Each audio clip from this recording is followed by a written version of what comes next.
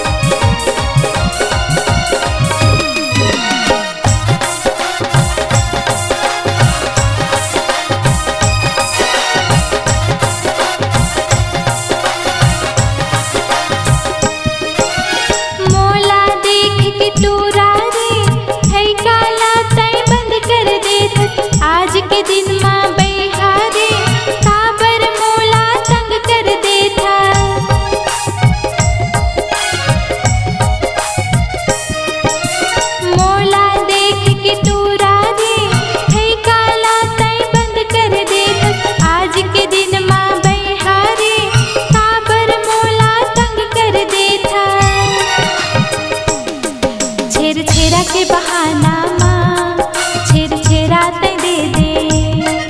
छेर छेरा के बहाना माँ छेर छेरा ते दे दे।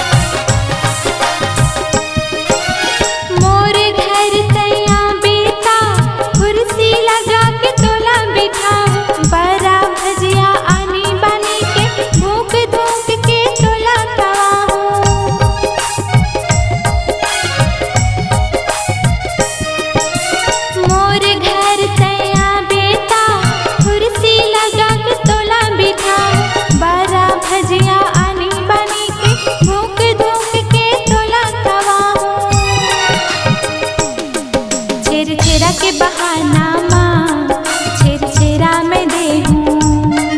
छेर छेरा के बहाना माँ छेर छेरा मैं दे हूँ। कहाँ टुराते जाबे मोर तीर माँ के। कहाँ टुराते जाबे मोर तीर माँ के। खाली झोला ते भर दे। छेर छेरा के बहाना माँ छेर छेरा ते दे दे। छेर छेरा के बहाना माँ छेर छेरा ते दे दे। छेर छेरा के बहाना माँ छेर छेरा ते दे दे। छेर छेरा के बहाना माँ छेर छेरा ते दे दे। अगर आप अपने सुमधुर आवाज को जन जन तक पहुंचाना चाहते हैं तो चले आइए BS multi track digital recording studio Balpur Sirsiwa. संपर्क करें मोबाइल नंबर 9399995431।